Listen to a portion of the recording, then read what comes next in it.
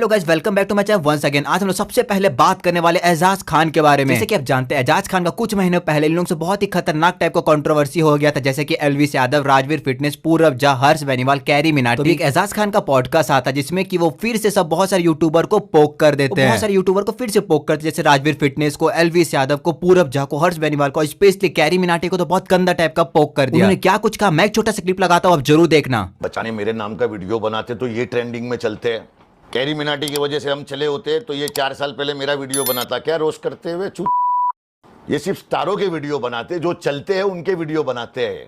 ये पूरब झा, मतलब ऐसा खुजाऊंगा ना, कई पूरब झा गिर जाएंगे। ऐसा करूंगा तो हर्ष बेनीवाल कई गिर जाएंगे, और ऐसा कर दिया तो कई यूट्यूबर गिर जाएंगे जो रोस्ट करते हैं हमें।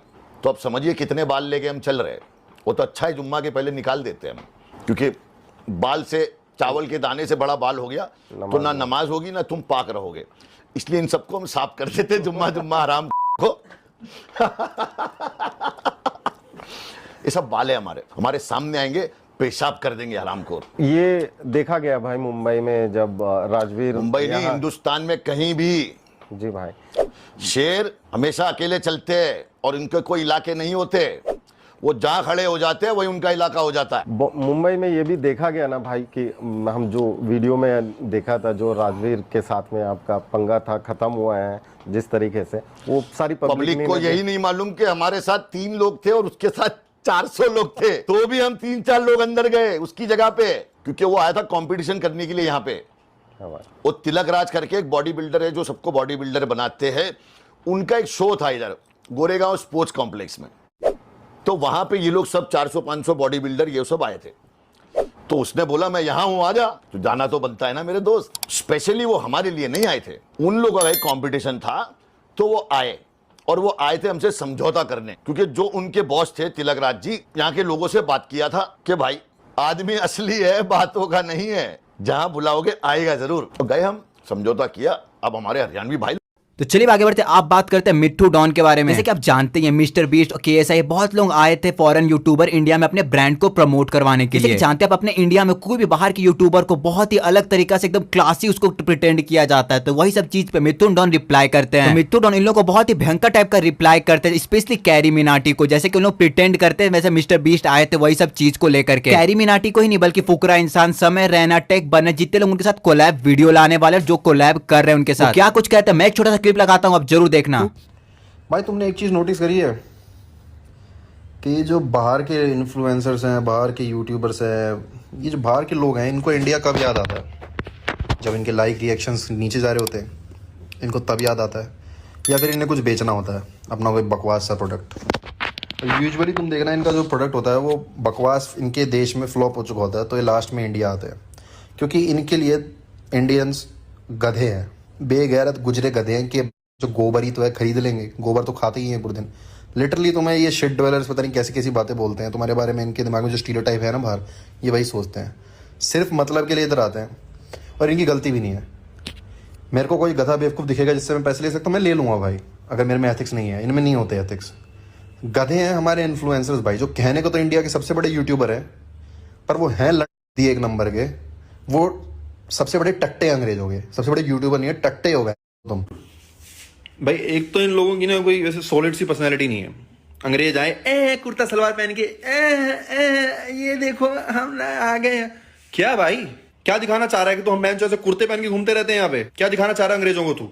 वो पोज डालेंगे, हमेशा सारे कुर्ते पहन के खड़े हो जाएंगे वहां पे, फिर बोलते हैं हमें स्टीरियोटाइप करते हैं। अबे तुम बिल्कुल जीरो पर्सनैलिटी है भाई बड़े बड़े इन्फ्लुएंसरों की। ये है भाई, at the end of the day Indian influencer, इनकी खुद की है ही नहीं बिल्कुल भी। अंग्रेज आया, ओ चूता ढिसन लग जाएगा मिस्टर बीस्ट के सामने, पक्का मैं लिख के दे रहा हूँ, रात को ही तेल लगा के नाचेंगे इसके सामने। लोगन पॉल की ऐसा यूं, और ये सारे तेल लगा लाएंगे। अंग्रेज ही तो है भाई, गोरा ही तो है थोड़ा। अरे केएसआई तो बहन गोरा भी नहीं है, उसके आगे आ रहा है तू। 100 गज का मत्था है उसका, प्लॉट काटेगा क्या उस पे? अबे रुक जाओ, चलो अपनी पर्सनैलिटी बनाओ, नाचना बंद कर दो इनके आगे।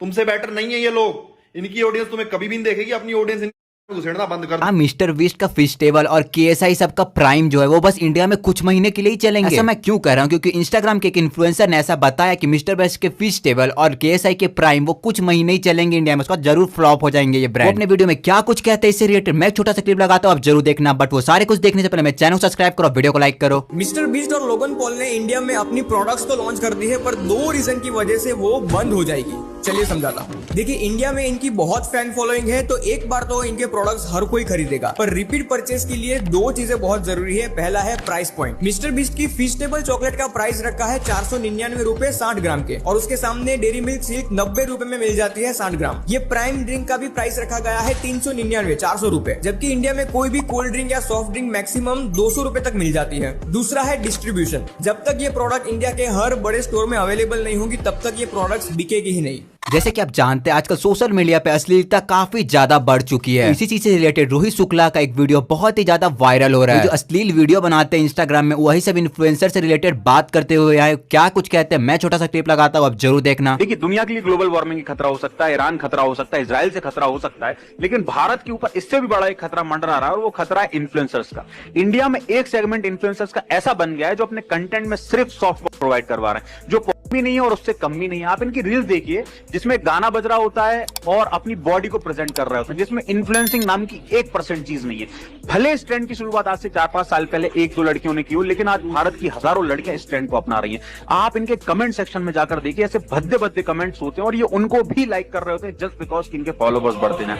और इसका सबसे बड़ा दुर्भाग्य ये है कि इसका कोई एक्सेस लिमिटेशन नहीं है। जिसके भी हाथ में फोन है, वो भले बच्चा 7 साल का हो, 8 साल का हो या 80 साल का बुजुर्ग ही क्यों ना हो, वो इस कंटेंट को देख रहा है। और जब इस कंटेंट को हम एक्सेस करते हैं तो कहीं ना कहीं इसका असर हमारी मेंटालिटी में और हमारे समाज में दिखता है। आगे बढ़ते आप बात करते हैं शक्तिमान शो के बारे में। जैसे कि आप बचपन में जरूर देखा होगा शक्तिमान। जैसे कि आप जानते हैं शक्तिमान को कुछ समय के लिए बंद कर दिया गया था, क्योंकि जो उसके शो के खुद ही जो प्रोड्यूसर और एक्टर थे मुकेश खन्ना, बहुत ही ज्यादा ओल्ड हो चुके थे। इसी से रिलेटेड बहुत ही शॉकिंग न्यूज पता चला कि ये फिर से कमबैक आने वाले हैं। शक्तिमान फिर से वापस आने वाला, मतलब कोई इतने ओल्ड हो चुके तो अपने कैरेक्टर में कैसे लगेंगे। ये भी कहते नजर आए कि प्रोड्यूस भी वही करेंगे और एक्टिंग भी खुद करेंगे। और ये भी कहते हुए नजर आए थे कि वो बोलते रणवीर सिंह खुद आए थे कि शक्तिमान का रोल मुझे दो, मैं प्ले करूंगा, लेकिन वो उन्हें डायरेक्टली मना कर देते। वो बोलते खुद ही प्रोड्यूस करेंगे, खुद भी एक्टिंग कर लेंगे। और यही चीज पे पीजे एक्सप्लेन भी अपना रिएक्शन दिया। उन्होंने क्या कुछ कहा मैं छोटा सा क्लिप लगाता हूँ, आप जरूर देखना। मुकेश खन्ना ने खुद ही डिसाइड किया है कि मैं दोबारा से शक्तिमान बन जाऊंगा। दैट मीन्स कि जो अपने पुराने क्लासिक शक्तिमान थे, अब वो फिर से दोबारा से खुद को ही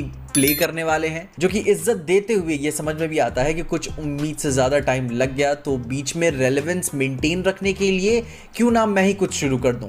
बट अगर प्रैग्मेटिकली देखें कि अगर मुकेश खन्ना आज के समय में रणवीर सिंह को या फिर उनके जैसे एक्टर को सही शक्तिमान नहीं समझते, तो सही मायनों में आज के समय में मुकेश खन्ना भी शक्तिमान के लिए सही एक्टर नहीं है।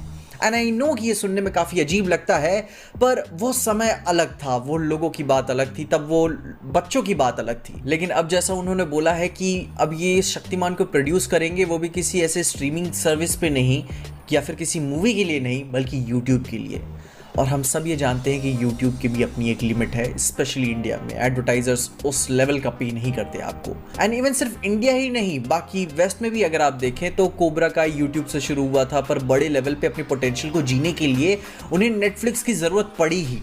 TVF कितनी कमाल की YouTube वीडियोस बनाता था, एंड शायद अभी भी थोड़े बहुत बनाते ही हैं, पर वे भी जानते हैं कि ऑनलाइन इसकी भी एक लिमिट है। उन्हें प्रॉपर स्टूडियो बनना पड़ेगा और लोगों के साथ कोलैबोरेट करना पड़ेगा, बड़े स्टूडियोज के साथ, और फुल फ्लेश्ड अब जाकर वो मूवीज़ और TV सीरीज प्रोड्यूस कर रहे हैं, जो कि काफ़ी अच्छी बात है।